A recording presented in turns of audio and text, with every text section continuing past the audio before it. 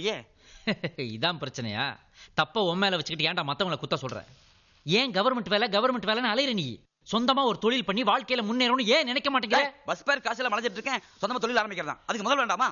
முதலே இல்லாத தொழிலுக்கு என்கிட்ட ஐடியா இருக்கு. என்ன ஐடியா? ஆமாண்டா, நீ செய்ய போற இந்த தொழிலுக்கு முதல் வேண்டாம். அதுல வர்ற வருமானத்துக்கு டாக்ஸ் கிடையாது.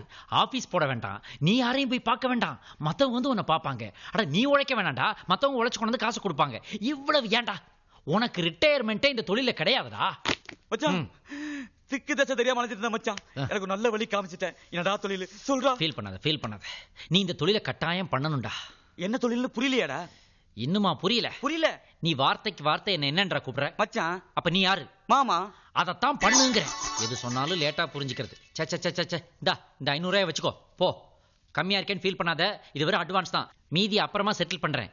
நைட்டு 10:30 மணிக்கு நல்ல பார்ட்டியா கூட்டு வா. புரியுதா? இந்த தொழில மட்டும்